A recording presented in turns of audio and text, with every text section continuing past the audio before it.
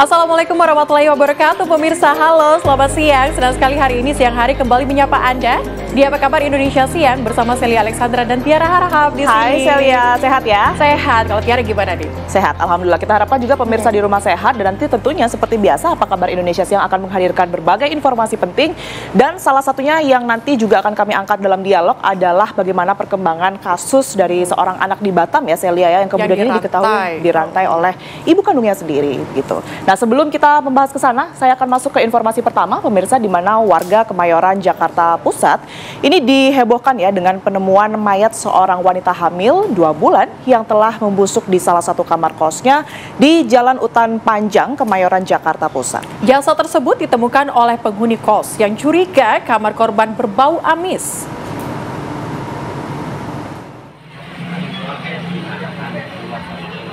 Seorang wanita yang tengah hamil 2 bulan ditemukan tewas tergeletak di kamar kosnya di Jalan Utan Panjang, Kemayoran, Jakarta Pusat malam tadi.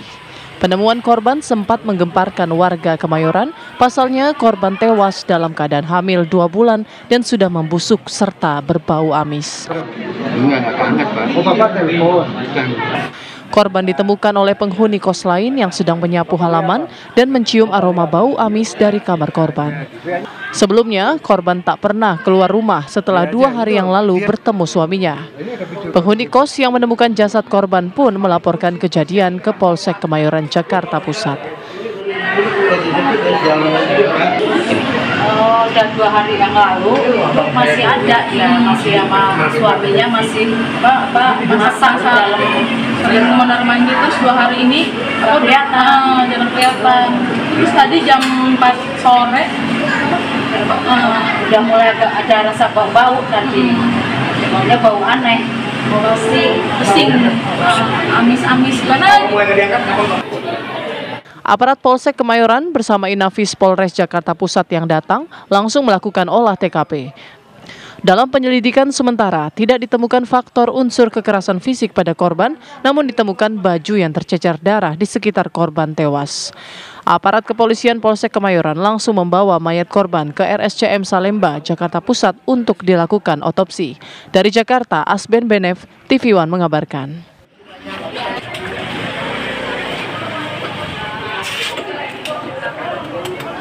Pemirsa, kita hadirkan informasi lainnya untuk Anda dari Sumatera Selatan, di mana seorang ibu rumah tangga di Musirawas Utara, Sumatera Selatan mendekam di penjara setelah menyiram pelaku teror dan pelecehan dengan air keras. Ya, hakim memvonis ibu dari 2 anak ini dengan hukuman 14 tahun penjara.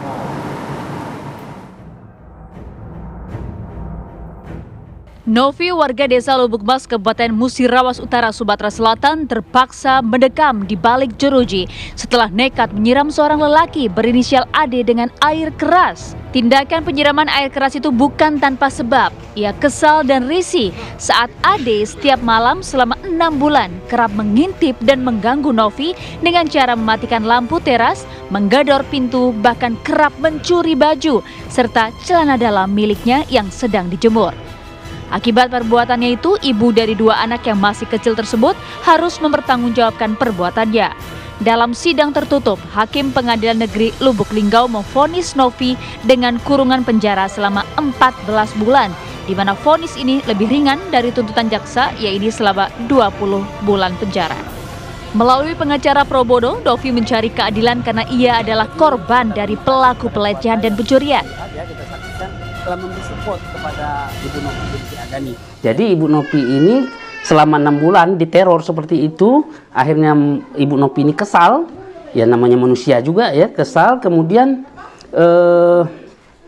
dia ambil air keras, tapi air keras ini tidak murni. Air keras itu sudah dicampur dengan air untuk memberi efek jerah kepada si korban, dia siram gitu. Kini, Novi terpaksa berpisah dengan kedua anaknya yang masih kecil yang dititipkan kepada ibunya. Ia memilih mendekam di balik jeruji ketimbang harus membayar uang damai sebesar 60 juta rupiah. Dari Musirawas Utara, Sumatera Selatan, Arwinza, TV One mengabarkan.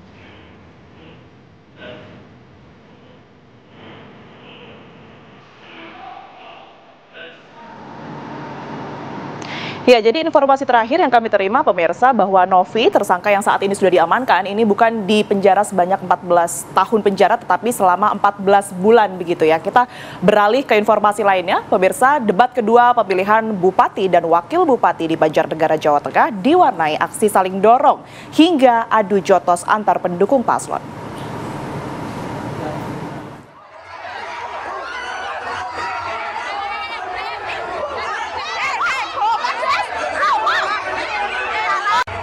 Aksi saling dorong hingga adu jotos antar pendukung pasangan calon bupati dan wakil bupati Banjarnegara terjadi jelang debat kedua yang diselenggarakan KPU setempat.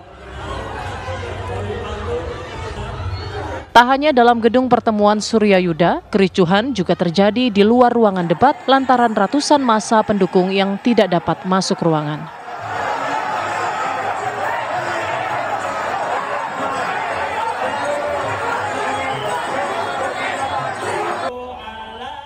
Kericuhan jelang debat diduga dipicu saat pendukung salah satu paslon melontarkan yel-yel, kemudian aksi saling dorong dan adu jotos tak terhindarkan. Ratusan aparat dari TNI Polri serta ormas yang berjaga berupaya melerai kedua pendukung. Jadi saking semangatnya mereka ingin memberikan semangat yel-yel, kemudian mendukung para pasangan calonnya sehingga tadi ada kesalahpahaman. Namun karena para pendukung ini semua kan saling mengenal dan kami juga sudah berkoordinasi dengan LO pasangan calon sehingga situasinya sudah bisa langsung terkendalikan. Debat kedua yang diikuti dua paslon, Bugar Wijiseno Fahmi Umar Irawan dan Amalia Desiana Wahid Jumali mengusung tema tata kelola pemerintahan yang baik. Dari Banjarnegara, Jawa Tengah, Ronaldo Bramantio, TV One mengabarkan. Pemirsa, kakek buta bersama dengan anaknya ini divonis 1 bulan penjara oleh Pengadilan Negeri Sekayu akibat terbukti melakukan pengeroyokan terhadap tetangganya gegara mengambil sebatang pohon keladi di Musi Bajuasin, Sumatera Selatan. Sang kakek ternyata menderita penyakit katarak.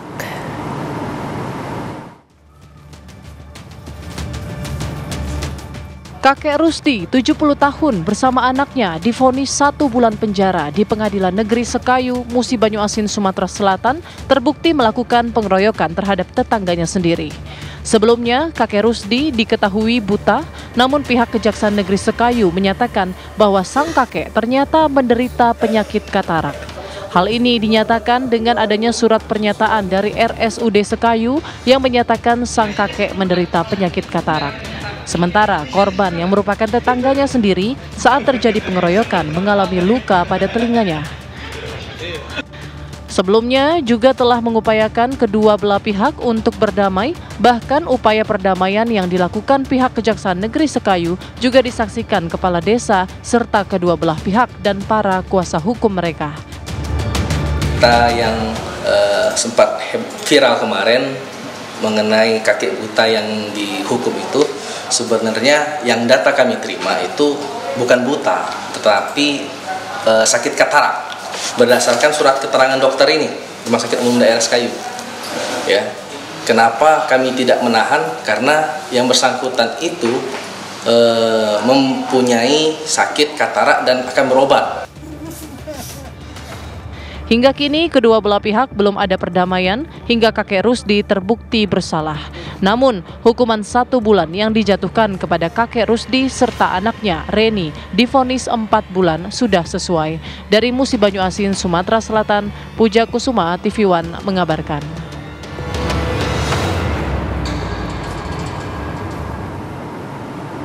Pemirsa, penggerebekan rumah ketua RT yang dijadikan base camp peredaran serta tempat pesta narkoba di Jambi berlangsung dramatis. Ketua RT maupun anaknya ini berusaha untuk melawan di saat akan ditangkap namun berhasil dilumpuhkan polisi.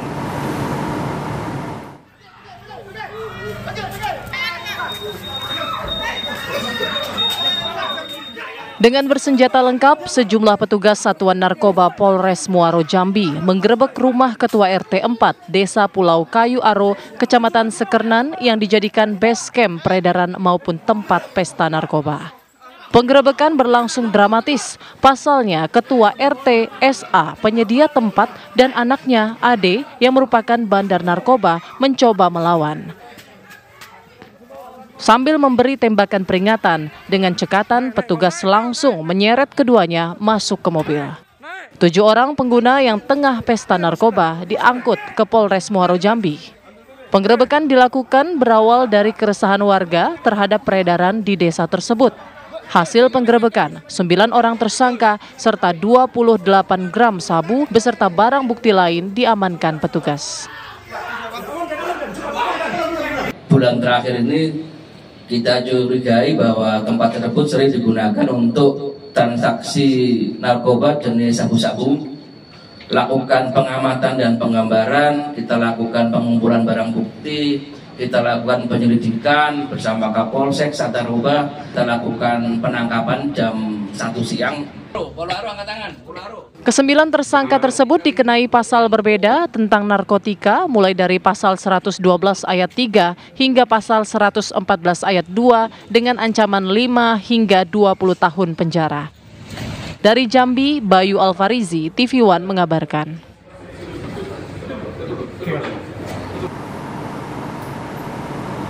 Pemirsa, seorang pria di Jombang, Jawa Timur ini tewas bersimbah darah di rumahnya pada Kamis malam. Polisi mendapati luka pada leher serta sebilah pisau dekat tubuh korban. Penyebab kematian korban kini dalam penyidikan kepolisian.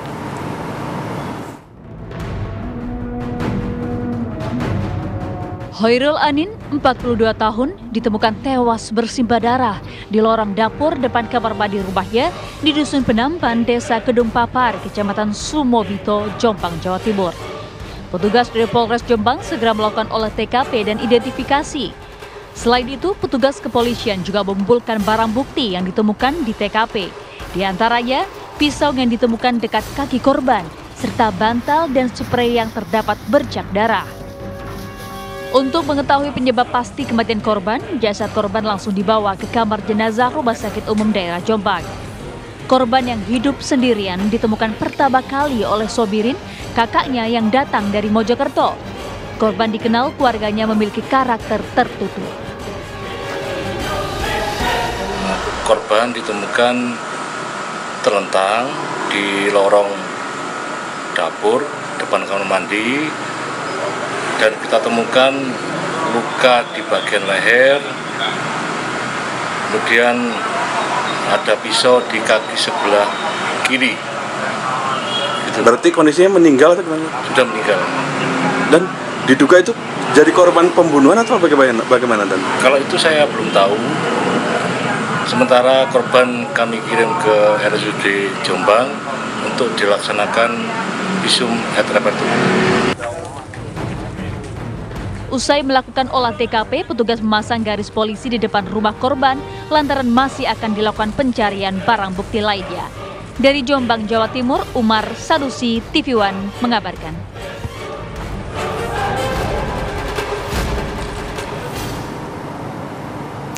Pemirsa, apa kabar? Indonesia Siang masih akan kembali ke hadapan Anda, pemirsa, dengan informasi diduga kesal lantaran kerap berbohong. Seorang bocah perempuan di Kota Batam, Kepulauan Riau dianiaya hingga dirantai oleh ibu kandungnya. Usai jeda. Anda kembali di Apa Kabar Indonesia Siang, pemirsa. Kejadian ini tidak untuk Anda tiru, pemirsa, di mana 2 orang anak kakak beradik yang masih duduk di bangku kelas 1 dan kelas 2 Sekolah Dasar Negeri Bacalengka, Jawa Barat, dirantai oleh ayahnya sendiri karena jengkel. Ya, warga beramai-ramai menolong anak tersebut untuk membuka kunci rantai di bagian leher.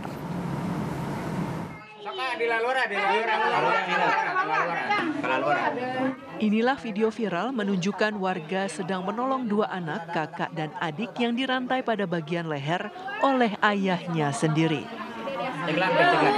Kakak dan adik berinisial AL, usia 8 tahun dan AD 7 tahun, warga desa Jatiwangi, Kabupaten Majalengka, Jawa Barat, dirantai pada bagian leher oleh ayahnya selepas pulang sekolah karena kedua anak tersebut kerap melakukan pencurian uang yang disimpan ayahnya.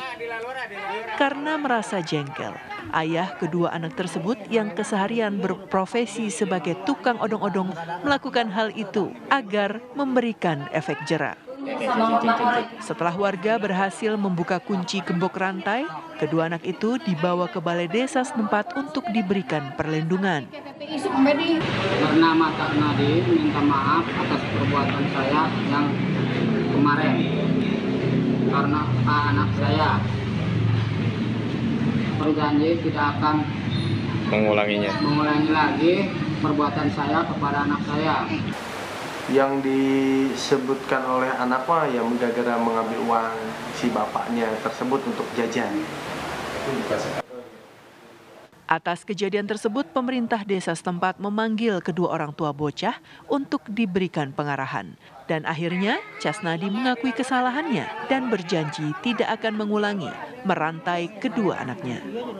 Dari Majalengka, Jawa Barat, Ervan Septiawan, TV One mengabarkan.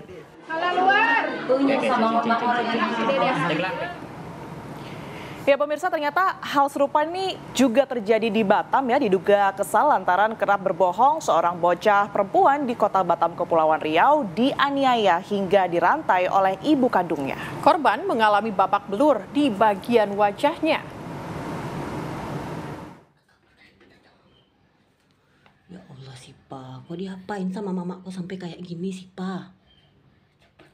Inilah kondisi A, bocah 13 tahun yang babak belur dengan leher diikat rantai yang terkunci gembok besar.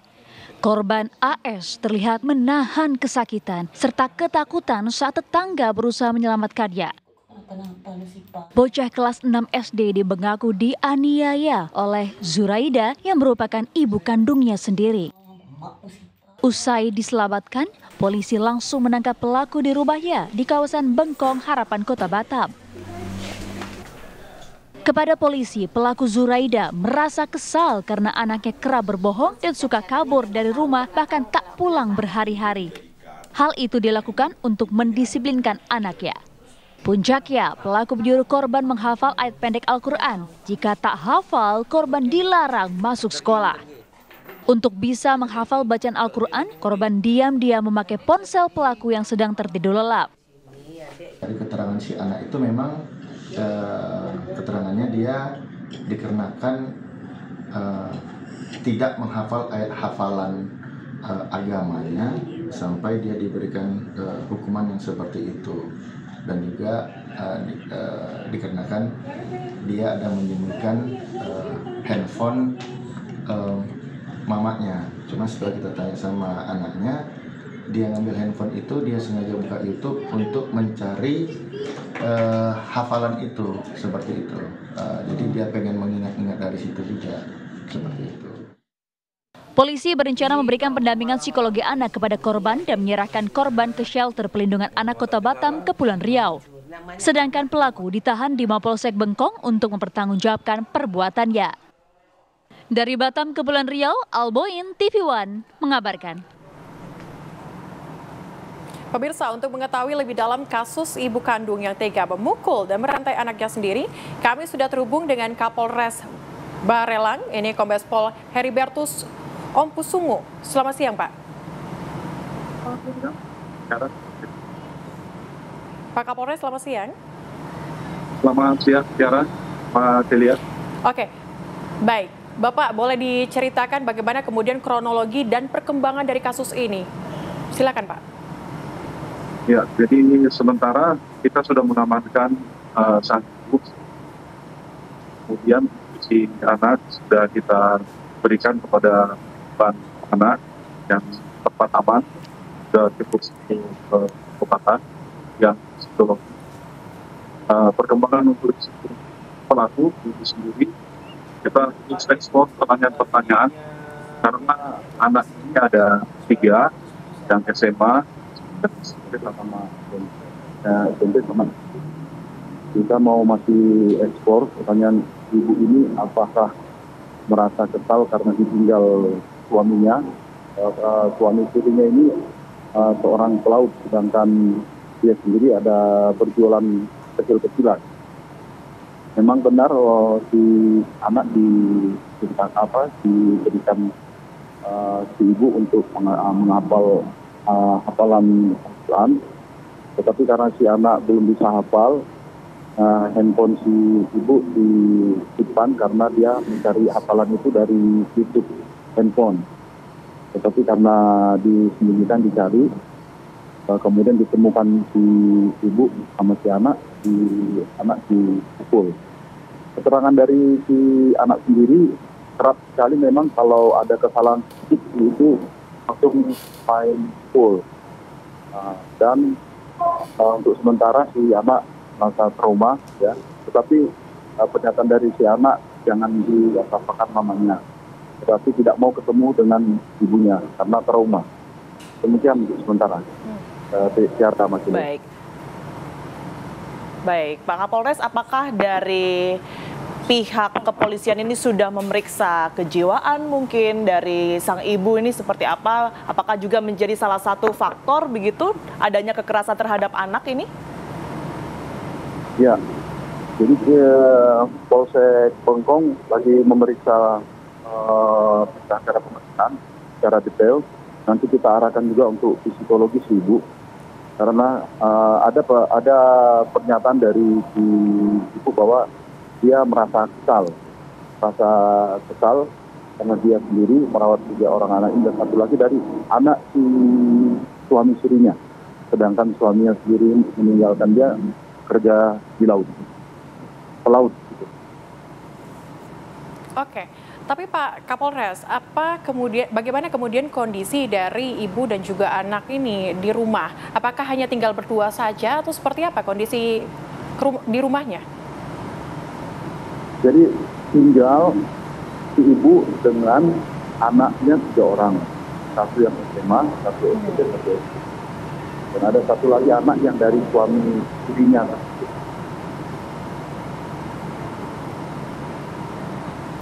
Demikian. Oke, baik. Untuk kondisi dari sang anak sendiri seperti apa? Karena tadi kan sempat dijelaskan juga bahwa sebenarnya mengalami trauma mendalam, langkah yang kemudian ini dilakukan oleh pihak kepolisian mungkin atau kedokteran terkait untuk menyembuhkan trauma sang anak ini seperti apa, Pak Kapolres? Jadi kita sudah bekerja sama dengan PPA, kemudian Perlindungan Perempuan dan Anak Kota Batam. Ada rumah perawatan yang sudah cukup baik di Batam untuk kedokteran, baik nanti perawatan psikologinya, psikisnya, kemudian perawatan untuk kesehatannya sudah dimonitor dan akan di follow up terus sampai nanti si anak sembuh. Demikian. Oke. Pak Kapolres, tapi pasal apa yang akan dikenakan kepada sang ibu dan juga hukumannya berapa lama, Pak? Untuk si ibu sendiri akan kita kenakan pasal 80 ayat 1 Undang-Undang Republik Indonesia nomor 35 tahun 2024 tentang perubahan atas Undang-Undang nomor 23 tahun 2002 tentang perlindungan anak, atau pasal 351 ayat 1 KUHP pidana dengan ancaman pidana 3,8 tahun dan 2,6 tahun. Demikian. Baik, terima kasih Kapolresta Barelang sudah bersedia untuk live di Apa Kabar Indonesia Siang. Tentu kita harapkan penanganan yang serius terhadap kasus ini dan juga tidak terjadi lagi. Terima kasih Pak Kapolres, saya selalu. Baik. Pemirsa, usai jeda, kami akan hadirkan beragam informasi lainnya untuk Anda. Tetaplah bersama kami di Apa Kabar Indonesia Siang. Ada kembali di Apa Kabar Indonesia Siang, pemirsa. Ivan Sugianto, pelaku dugaan perundungan terhadap seorang siswa di Surabaya, Jawa Timur, ditetapkan sebagai tersangka. Pelaku ditangkap di Bandara Internasional Juanda Sidoarjo, pemirsa. Ini minta maaf. Minta maaf dan minta maaf. Sujud dan sujud. Sudah enggak apa-apa, dan sujud. Sujud dan enggak apa-apa. Sudah, yuk biar selesai. Inilah aksi arogan Ivan, seorang ayah dari siswa SMA Kristen Citahati Surabaya yang mendatangi seorang siswa SMA Kristen Gloria II untuk meminta maaf karena telah memperolok anaknya. Biaran dan kesalahannya kan memang ngomong dari temannya, Pak. Tidak sampai di situ, arogannya Ivan juga memaki orang tua korban. Kenapa kau bilang kita cari sensasi apa? Yang terintegrasi itu anakmu aja. Sudah, Pak. Saya benar-benar security di sini. Tadi dia enggak masalah, tapi kamu berdiri. Jangan di sini. Sudah, ayo. Aksi Ivan ini mendapat reaksi dari orang tua wali murid sekolah SMA Kristen Gloria. Selang beberapa hari, Ivan mengupload permintaan maaf atas sikap arogannya. Saya ingin meminta maaf sebesar-besarnya. Dan saya benar-benar menyesal atas perbuatan dan kegaduhan yang telah terjadi. Kamis sore, polisi menangkap Ivan di Bandara Internasional Juanda Sidoarjo, Jawa Timur. Setelah melalui proses pemeriksaan kesehatan dan penyelidikan, Ivan ditetapkan sebagai tersangka, dijebloskan ke dalam penjara Polrestabes Surabaya.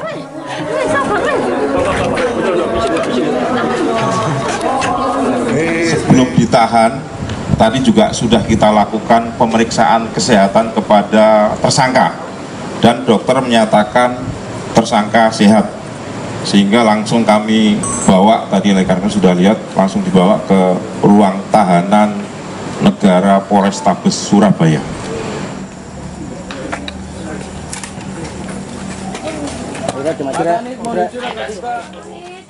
Ivan yang merupakan salah satu pengusaha di Surabaya ini dijerat pasal 335 ayat 1 butir 1 KUHP dengan ancaman penjara 3 tahun.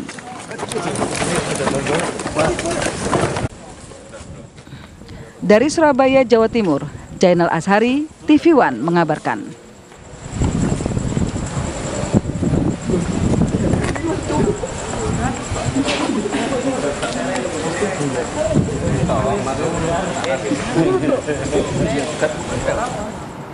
Pemirsa, Pusat Pelaporan dan Analisis Transaksi Keuangan PPATK ini memblokir rekening yang terkait dengan tempat hiburan milik Ivan Sugianto, tersangka perundungan anak SMA Kristen Gloria 2 Surabaya.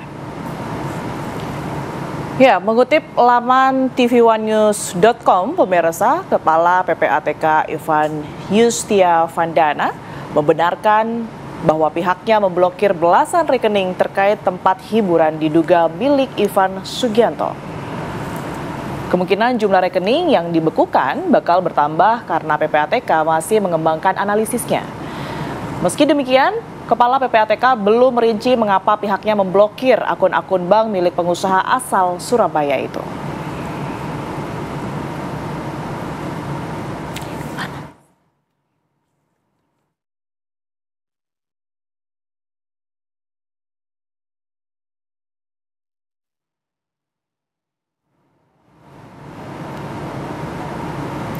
Kita beralih ke informasi lainnya, pemirsa. Jelang laga kualifikasi Piala Dunia 2026 zona Asia Grup C antara Indonesia dan Jepang, penonton mulai mendatangi kawasan GBK Senayan, Jakarta.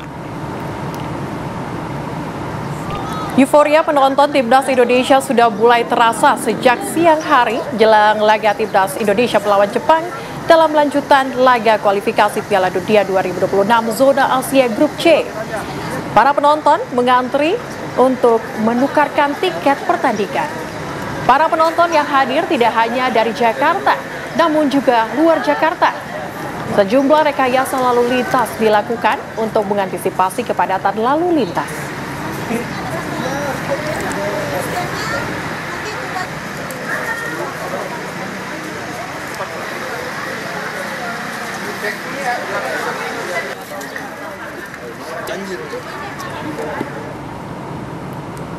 Pemirsa, untuk mengetahui seperti apa suasana terkini jelang pertandingan antara Timnas Indonesia dan Jepang, sudah ada reporter TV One Iman di sana.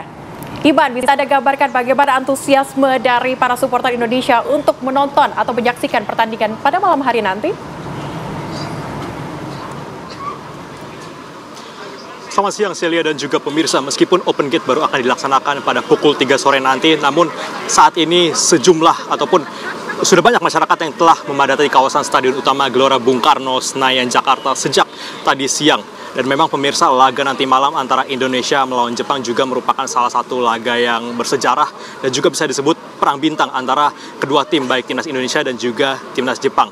Dan selain itu juga pemirsa, untuk para penonton yang akan menyaksikan laga Indonesia melawan Jepang pada pukul 7 malam nanti di Stadion Utama Gelora Bung Karno, Senayan, Jakarta, dihimbau untuk mematuhi aturan-aturan yang ada, di mana memang ada aturan-aturan yang diterapkan untuk penonton yang akan menonton laga Indonesia melawan Jepang nanti, di mana sejumlah aturan ini bisa dilihat di sosial media dari timnas Indonesia. Di antara adalah bagaimana penonton untuk masuk ke dalam stadion itu harus memiliki tiket, dan untuk mendapatkan tiket ini mesti memiliki yang namanya Garuda ID, satu Garuda ID untuk satu tiket atau satu orang. Kemudian juga pemirsa, ketika sudah di dalam stadion, para penonton juga dihimbau untuk tidak berpindah-pindah kursi dan menduduki kursi sesuai tiket yang tertera yang dimiliki ya. Dan selain itu juga pemirsa, setelah di dalam stadion juga dihimbau untuk tidak merokok, tidak membawa benda-benda tajam dan juga barang-barang berbahaya lainnya yang disebut juga bisa mengganggu jalannya pertandingan pada malam hari nanti. Dan jika kita bicara mengenai pertandingan pada malam hari nanti antara timnas Indonesia melawan timnas Jepang, ini juga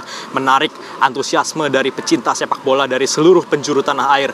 Seperti yang tadi sudah disebutkan sebelumnya, bahwa yang datang pada hari ini tidak hanya dari Jakarta, namun juga dari seluruh penjuru tanah air. Kami tadi sempat berbincang-bincang, ada yang dari Yogyakarta, ada yang dari Makassar, ada yang dari Jawa Barat, dan masih banyak tempat lainnya yang antusias menyaksikan timnas Indonesia berlaga melawan timnas Jepang pada malam hari ini. Dan jika kita mengulas sedikit bagaimana permainan kedua tim ini, sebelumnya timnas Indonesia sempat bertemu dengan timnas Jepang pada Januari 2024 lalu di pagelaran Piala Asia 2024 di Qatar, di mana saat itu Jepang berhasil unggul atas Indonesia dengan skor 3-1. Dan tentunya dengan kekuatan baru dari timnas Indonesia, dengan pemain-pemain barunya, tentunya ini bisa menjadi kejutan bagi timnas Jepang yang juga dihuni oleh berbagai pemain bintang. Dan kami juga tadi sempat berbincang-bincang juga kepada para supporter. Tidak hanya supporter ini tidak hanya ingin menyaksikan bagaimana timnas Indonesia bermain, namun juga timnas Jepang yang dihuni oleh berbagai pemain bintang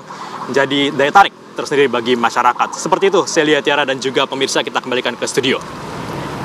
Baik, luar biasa. Terima kasih Iman Fajar melaporkan langsung dari GBK Senayan, Jakarta. Sudah ramai ya, Celia ya. Tapi saya penasaran deh, kalau prediksi skor dari Celia ini berapa kira-kira? 2-1, karena kita ada pemain baru, naturalisasi dari Kevin Dix ini mungkin akan membawa semangat baru untuk timnas Indonesia nanti melawan Jepang. Optimis ya, tentunya kita akan mendukung seperti apa kemudian ini permainan dari timnas kita nanti malam, pemirsa, dan sejumlah informasi masih akan kami hadirkan di Apa Kabar Indonesia Siang. Tetaplah bersama kami.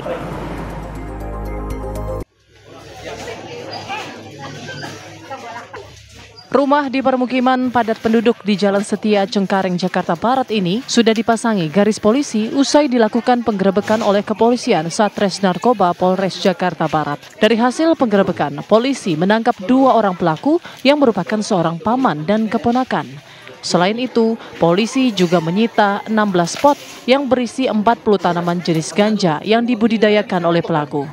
Untuk menghindari kecurigaan warga, pelaku menanam tanaman ganja tersebut di atap rumah mereka.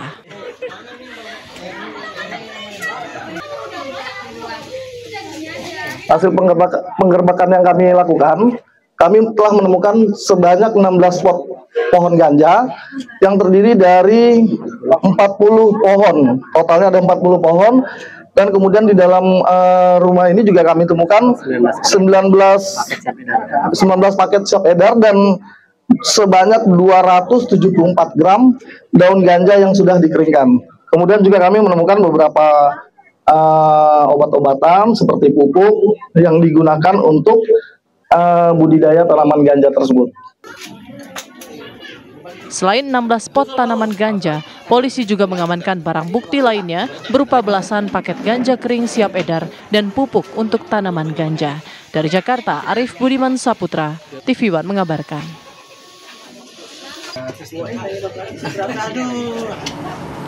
Ya pemirsa, dan untuk mengetahui kronologis dari ditemukannya tanaman ganja di atap rumah ini, kami sudah terhubung dengan rekan kami Rehana Meiziah di sana. Selamat siang Rehana, silakan dengan laporan Anda.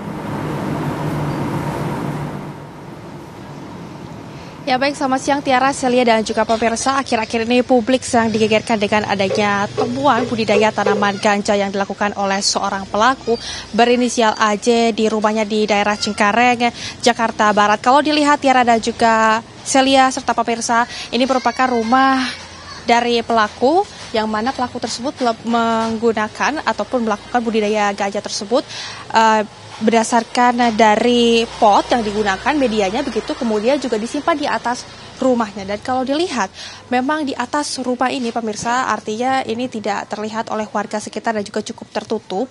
Warga sekitar juga sempat tidak mengetahui awalnya, namun karena adanya gerak-gerik yang mencurigakan, akhirnya terungkap bahwasannya rumah ini akhirnya selaku ataupun pelaku yang berinisial AJ melakukan budidaya tanaman ganja di atas rumahnya. Dan dari sini pemirsa, di belakang saya ini merupakan di jalan yang menuju ke atas yang merupakan akses, kemudian ini pelaku gunakan untuk budidaya tanaman ganja. Ada pula kemarin juga pihak kepolisian sudah mengamankan pelaku dan juga ada barang bukti lainnya, seperti diantaranya adalah ada 16 pot berisi 40 pohon ganja yang ditanam di atas genteng rumah.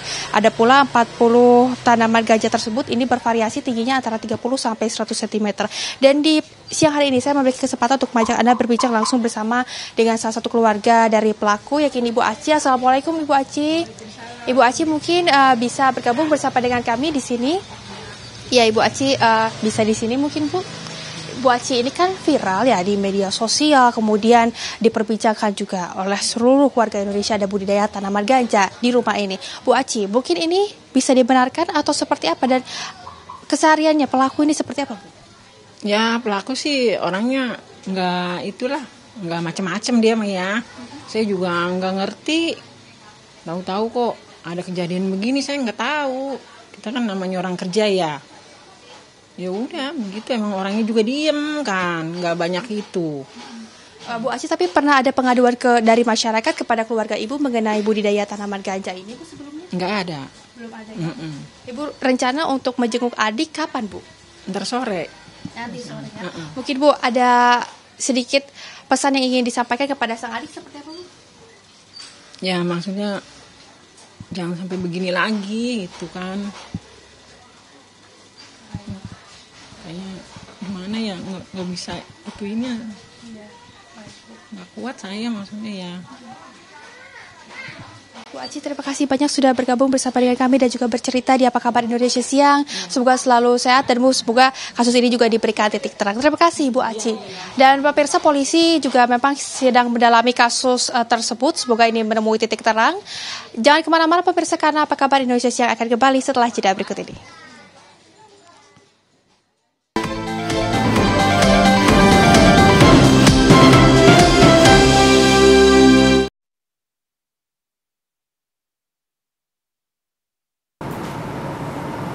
Anda kembali di Apa Kabar Indonesia Siang pemirsa.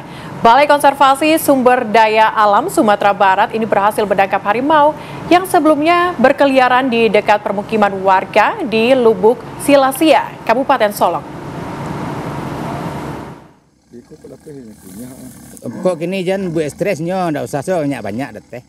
Harimau betina ini terperangkap di kandang jebakan yang dibuat oleh tim BKSDA Sumatera Barat. Warga Lubuk Silasia sebelumnya beberapa kali melihat keberadaan harimau yang mendekati pemukiman dalam 2 tahun terakhir. Harimau yang tertangkap kemudian dibawa ke Taman Marga Satwa Budaya Kinantan Bukit Tinggi. Sementara satwa ini kami titipkan di TMSBK, kemudian mungkin nanti akan dilakukan rehabilitasi di PRSD di Darmasraya. Mungkin seperti itu rencana awalnya. Yang pakai sarung tangan ya.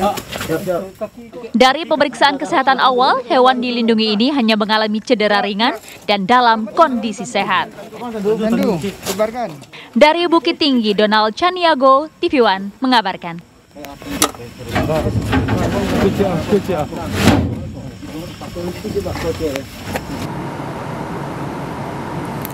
Ya, dan informasi tadi sekaligus menutup Apa Kabar Indonesia Siang hari ini. Pemirsa, saya Tiara Harahap. Dan saya Celia Alexandra, pamit undur diri. Sampai jumpa pemirsa.